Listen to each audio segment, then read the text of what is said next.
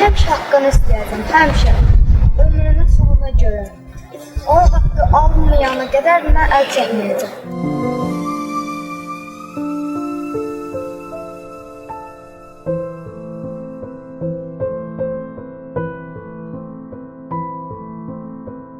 Raquf qoyub getdiyi iz, onun arxasında gələn yüzlərlə, minlərlə Raquflara örnəkdir. Yəni bugünkü gün Azərbaycan 2-5 aprel döyüşlərində göstərdiyi süzayətlə bütün dövlətimizin daxilində yox, dövlətimizin kənarında bunların qəhrəmanlığı haqqında, bütün dünya bunların qəhrəmanlığı haqqında məlumatlıdır. Bu insanlardan da biri 26 il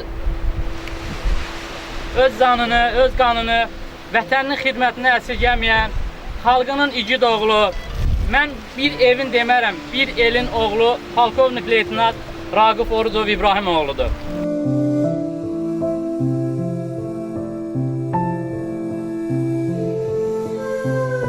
Azərbaycanda çox böyük insanlar, şəxsiyyətlər rəhmətə gedir. Ancaq yeganə insanlar şəhidlərdir ki, onlar ilk dəfə Azərbaycanın atributu olan üçrəkli bayrağa bükülür. İkinci isə uğrunda döyüşüb şəhid olduğu torpağa verilir. Çox böyük mənası var. Bunu dərin düşüncələrə fikirləşdiksə, birinci bayraq üçün, ikinci dövlət üçün döyüşən bir xalqıq biz. Fikirləşmirəm ki, ikinci hansısa bir hərbiçi onun yolun yox, ancaq davamçısı ola bilər.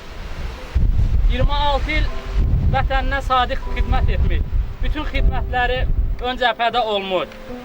Azərbaycanın Naxçıvan ərazisindən başqa bütün bölgələrində xidmət aparmış Raquf Orucovu anırıq. Heç vaxt yadımdan çıxmaz bir şüarım var. O məni əlini çiynimə qoydu. Dedi ki, Zabil, sən nə vaxtsa düşməni çiyninə alıb belində gəzdirərsən, mən qısqanclıqla baxdım ona, dedi yox. Dedim, mən düşmənimi mən çiynimdə gətirmişəm. Məndə çox fikir doğurdu. Niyə dedi bu? Dedim, niyə komandir? Dedi ki, mən o düşmənləri sağ-salamat gətirməliydim. Onların ayağına belə daş dəyməməlidir. Çünki o bizim əsirlikdə olan 8 dənə əskərimizlə dəyişməlidir deyənə.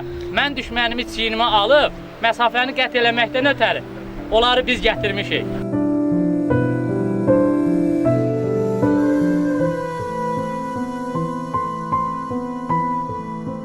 Bizim şəhid qardaşımızla mənim görüşüm oldu.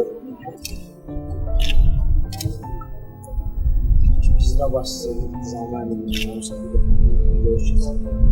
Çox təsirli söhbətlərimiz oldu. Millətdən, dövlətçilikdən. Bir şey hər yadımda saxlayın ki, Raquf Orucovun ikinci gün yadımda.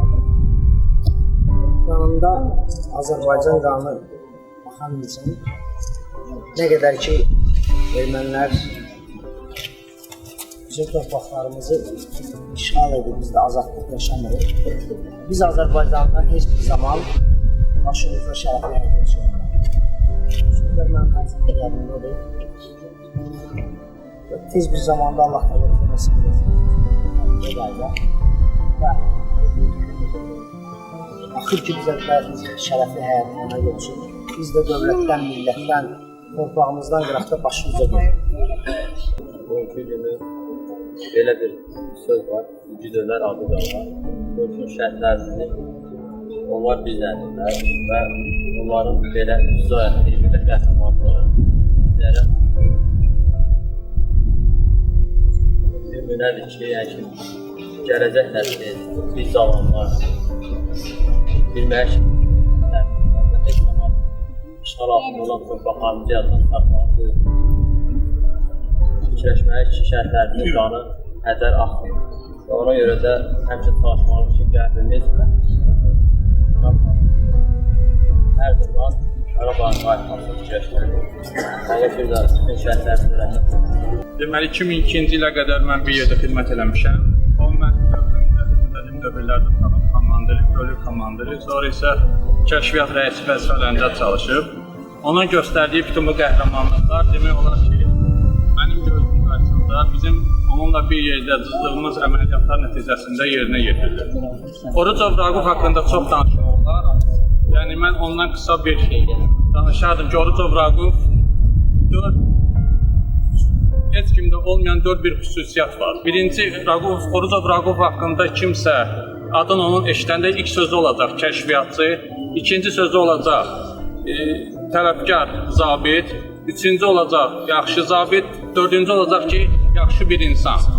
Yəni, yaxşı kəşfiyyatçı dedikdə o kəşfiyyat keçirdiyi bütün əməliyyatlar nəticəsində onun çox uğurlu əməliyyatları olmuş. O həmişə ön xətti mənim gözüm qarşısında keçmiş və geri qayıtmışdı. Yəni o biz kəşfiyyatlar üçün yəni atəşkəs dövrü olmuyor. Biz daima kəşfiyyatda olmuşuq.